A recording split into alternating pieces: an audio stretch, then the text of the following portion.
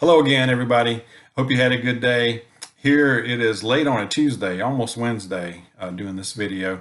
But I wanted to talk about two different fronts that are happening in the world right now. One in the Middle East and one in the Pacific Theater. So in the Middle East, you got a little war going on there, and then in the Pacific Theater, the war drums are beating big time. More than ever. So it's the first one in the Middle East, Israel and Hamas, or Palestine. Hamas is like the militant wing, or military wing in Palestine. I'm not a Middle East expert, but I'm just basing this on things that I've been researching and reading. And so this has been escalating, this conflict, as you've been probably seeing in the news a little bit. The mainstream media doesn't talk a lot about this, but I'm trying to read a lot of different sources, and this has just been escalating. It's been going on over 2 weeks now. And so basically Hamas was firing just a rain of rockets down on Israel. Now, Israel has a pretty good defense, a really good missile defense system called the Iron Dome, where they can knock these missiles out before they hit the ground. But there's been so many coming over at Israel that some are getting through, and so it's causing damage. Now Israel has responded with heavy airstrikes.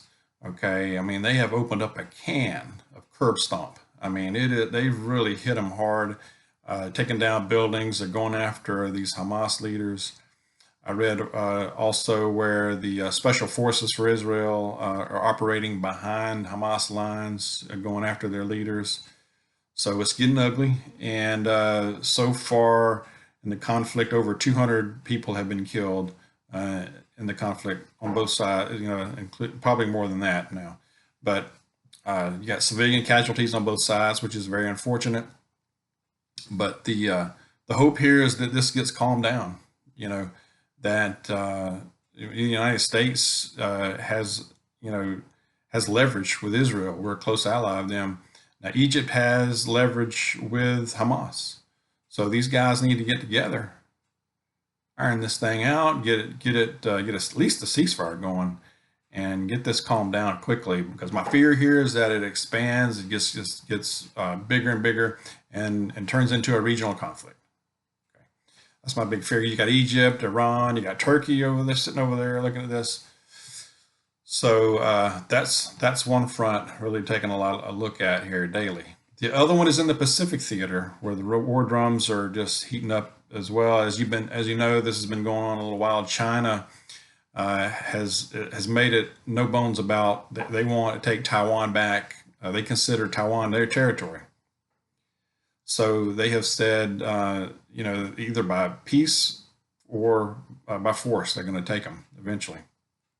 But China has continued to have incursions in Taiwan airspace with the Air Force. China now warns, has a warning for Australia. So we got an Australia angle here, that if Australia intervenes, China would shoot missiles or fire missiles towards Australia. I was reading this article from just yesterday. It says China has warned Australia it faces a missile strike if it comes to the aid of Taiwan in the event of war. A high-ranking official in the Chinese state or in the military says, I believe once Australian troops come to Taiwan Strait to combat against the People's Liberation Army, there is a high probability that Chinese missiles will fly towards military bases and key relevant facilities on Australian soil in retaliation. So, yeah, that's pretty heated talk there. It says China has devoted significant resources to developing hypersonic missiles aimed at hitting the warships of the U.S. and its allies should they attempt to intervene on the side of Taiwan. Let's see. It comes, as experts say, Australia's vast north is mostly undefended. So the Prime Minister there, Scott Morrison, announced a big upgrade in their budget to upgrade training bases in the Northern Territory of Australia that will be used by both Australian and U.S. forces. So also, I was reading where this was interesting. A retired Australian Major General was quoted as saying, he was just talking about the situation. He says, any attempt by China to take Taiwan will lead to a major military conflict. And then he's quoted as saying, China has as its aim to take back Taiwan by peace or by force. So we need to accept that. To do that, they must take down Guam, which is United States occupied, and they must take out U.S. bases in Japan. So this would be a big war, quote unquote. And he said the big concern here is that if the United States gets pushed out of the Pacific, what does that mean for us, meaning Australia? So that does not bode well for the Aussies if that happens. So, and there's a lot of countries right in there, a lot at stake there. Not only Australia, Japan, the Philippines, not far away. So you got a real powder keg there that if this erupted, I mean, it could be at the very least a major regional conflict. Okay, if not develop into a world war, heaven forbid. So this is a real concern because China seems pretty bent. They're going to do it one way or another eventually.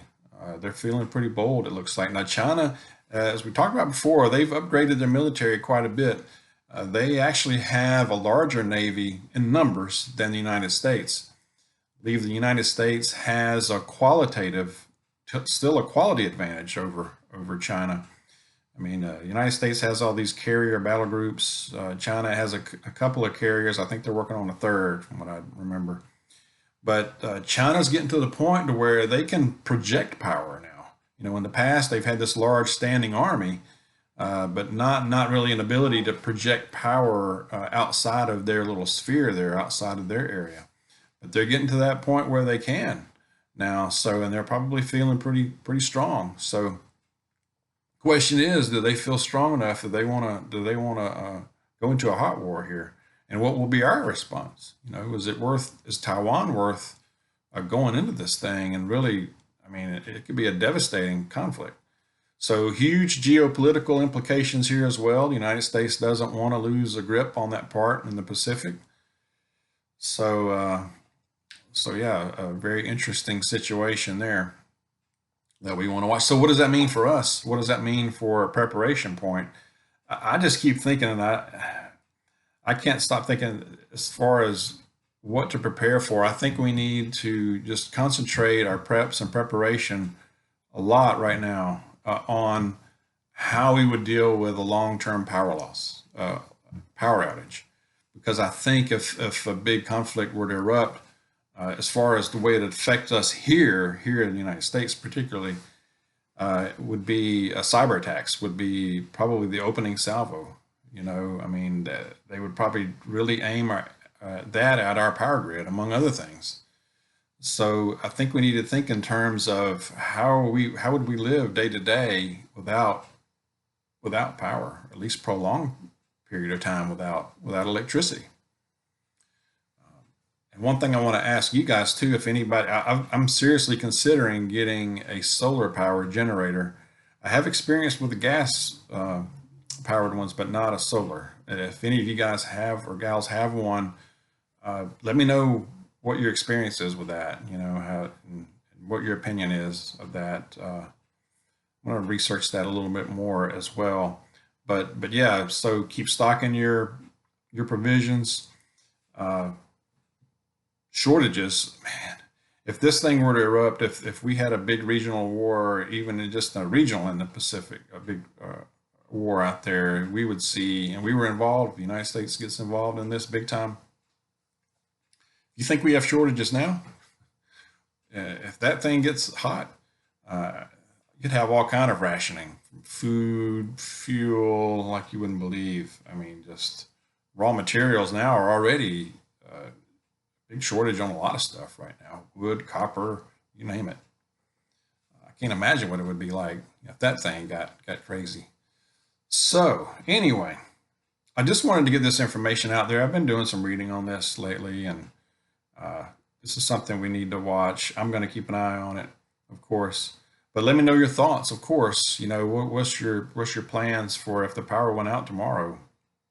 You know, uh, I feel like I'm pretty prepared, but then again, there's who's completely prepared all the time, right? There's always more we can do, more we can improve. So let me know your thoughts. I would sure appreciate it. I thank you again for all the good comments you've been making on videos. They've been very helpful to everybody. I see a lot of helpful information out there. We're learning from each other. That's what I want. That's what I love to see on here. So please keep it up. All right. That's all about all I have right now. Take care. Be safe out there. God bless you. And I'll see you soon.